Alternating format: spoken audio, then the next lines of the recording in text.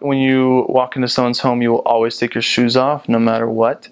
They don't have carpets; they all have hardwood floors. But it is, if you wear your shoes inside the home, it's very disrespectful. I ended up getting zip-on boots because you go into the home, zip them off, you take everything off, you put it on like the racks and everything, and they're very nice. They'll come take it off for you or help you, assist you, and that kind of stuff.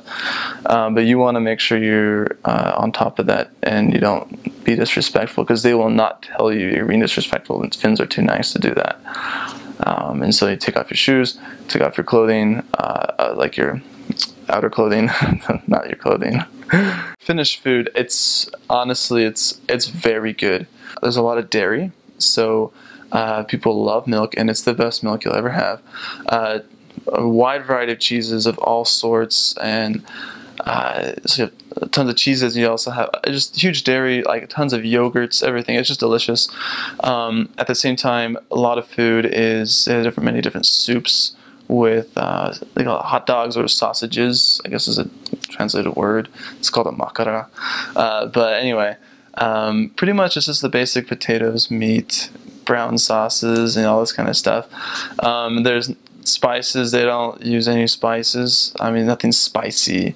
They will use like for Christmas dishes and that kind of stuff. For instance, to name like some basic foods you might be eating every day. Very common thing is naki keito, which is just it's like basically it's like a sausage soup. Very common. It's just very great stuff they make. It's just everything's homemade and very few processed goods. And so, for instance, if you're buying fruit or vegetables, you need to eat them quickly because they don't last long, because they're very fresh and very delicious. And at the same time, they're not processed or any they don't have like any additives, and so they will not be They don't have a long shelf life. The bakery goods are delicious. I'm sure if we had, they're pretty fattening, I'm sure, but very good bakery goods. All sorts of delicious bread like pulla, which we don't have in America. It's a rich, thick bread. Very good, though very common. You'll have very often a wide variety of berries. Because it's a swampy kind of place. Not like swampy, dirty, just a lot of lakes, no mountains, and so, because of all the lakes, it's very moist and it rains a lot, and so they have you'll ride your bike down paths all the time, and you'll find just strawberries, raspberries, blueberries just growing out all over the place.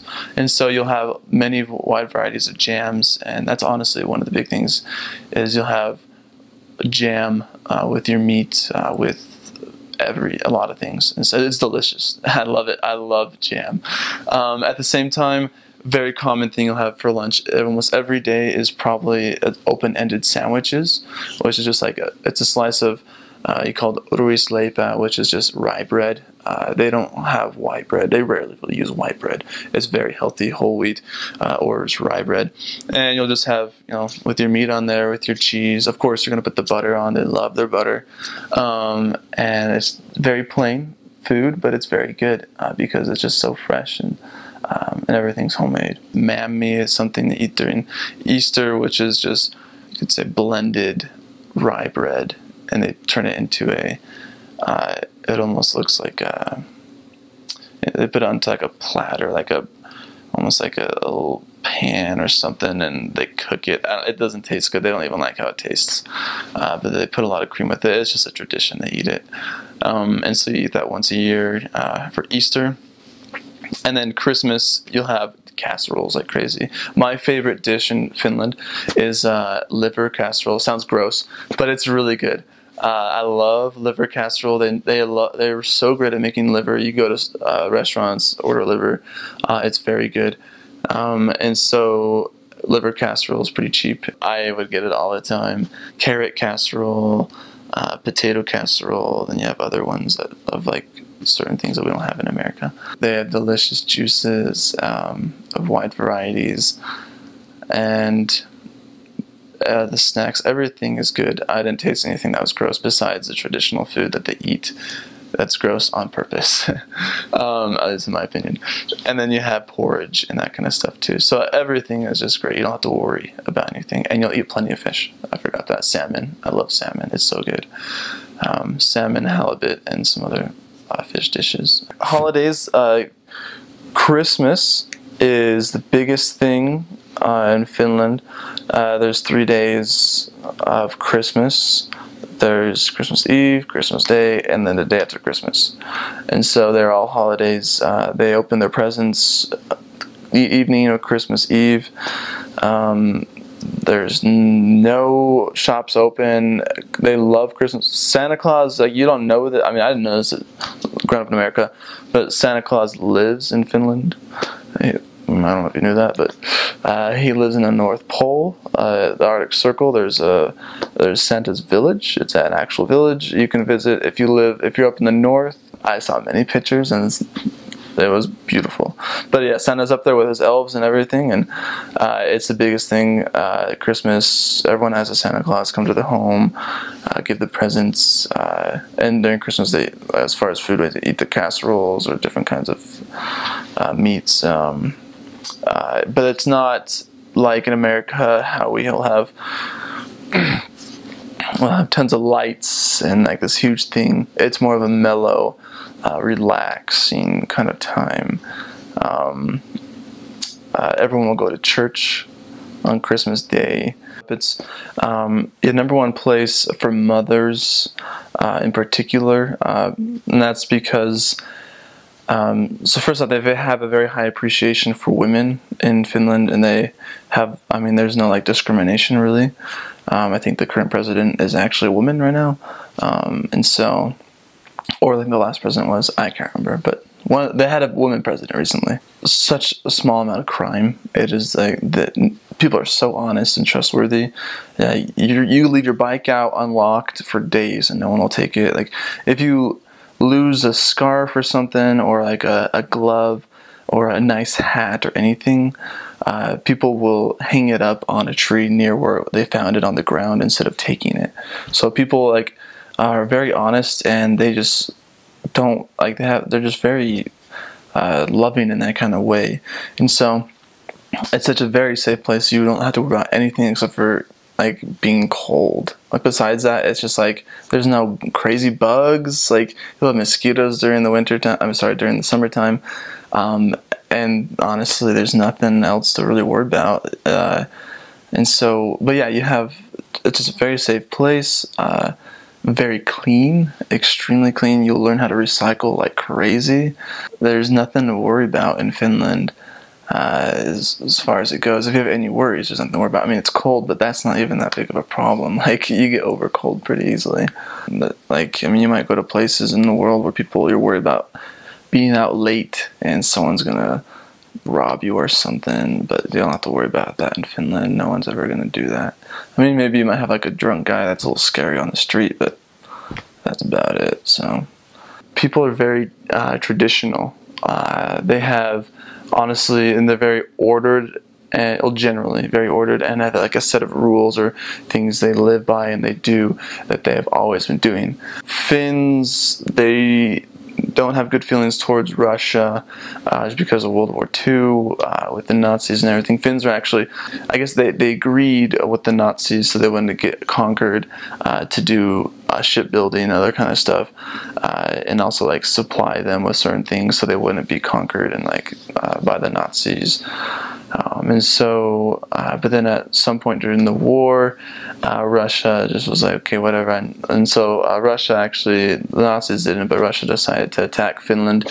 You ask Finns and they love telling you all about this because it's honestly a huge part of Finnish culture. I mean, the Finns population is about, now it's 5.4 million, but at that time, I don't even know, it's probably like 4 million or maybe less.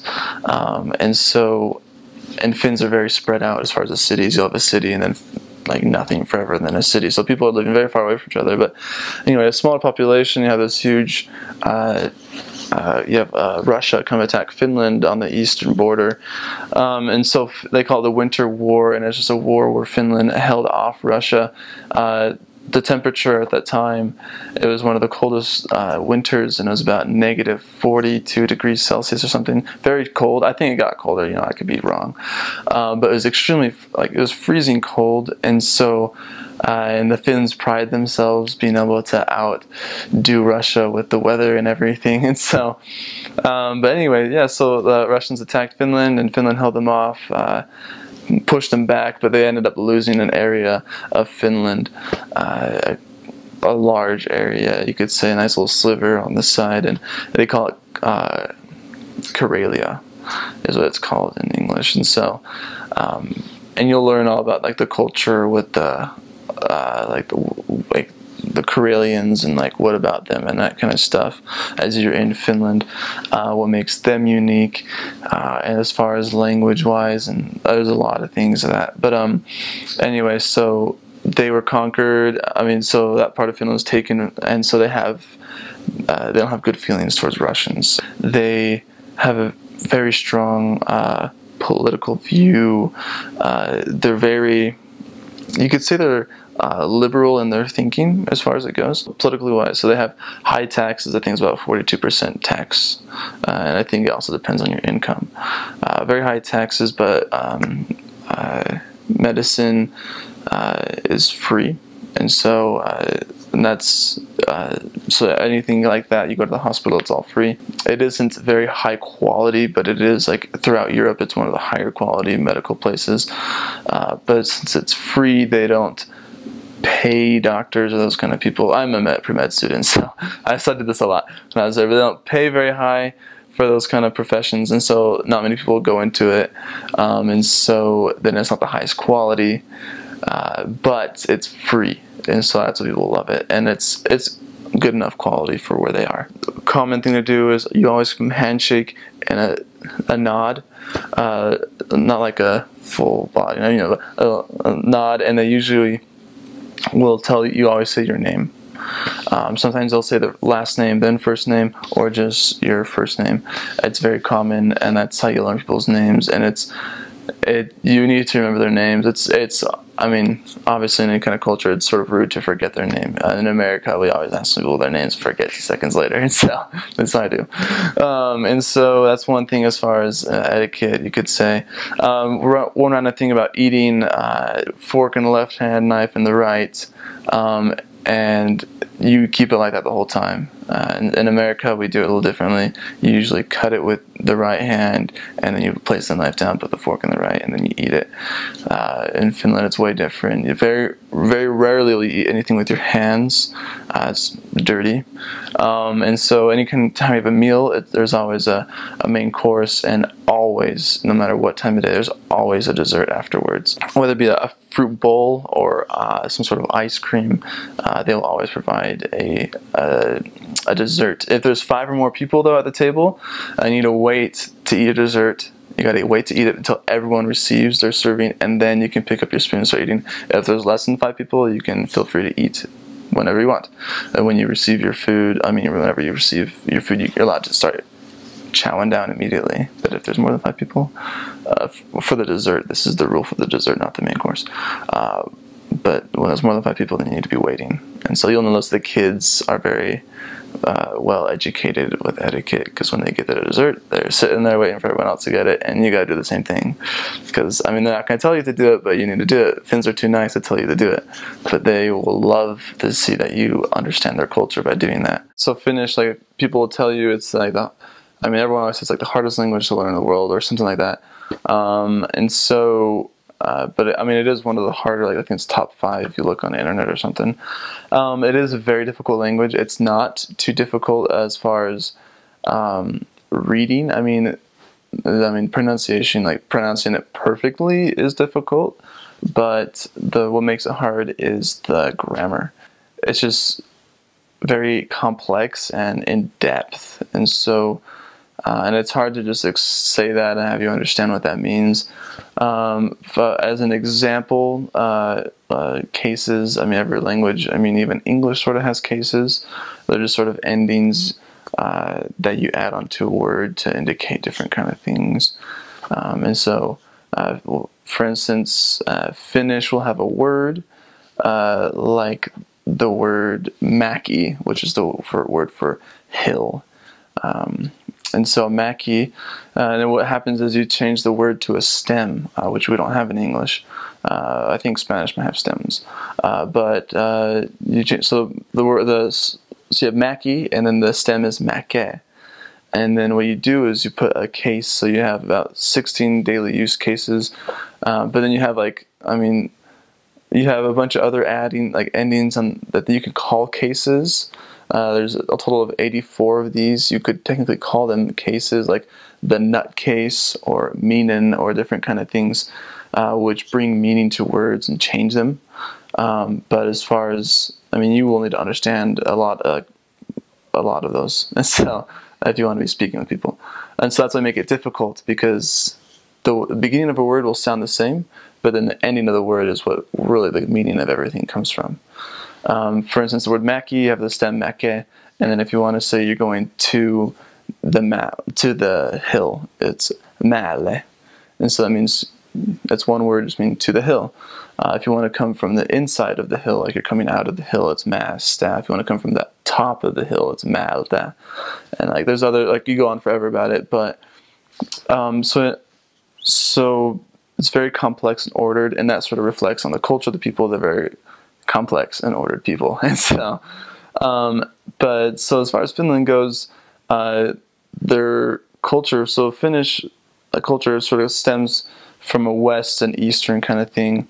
And so from the west you have a lot of influences from Sweden, and there are some American influences and also that kind of stuff. And also, you should look at the people. They have a lot of people with blonde hair and blue eyes. But from the eastern part, you'll have from northern Russia. They call them the Sami, or might call them Eskimo, or those kind of people up there.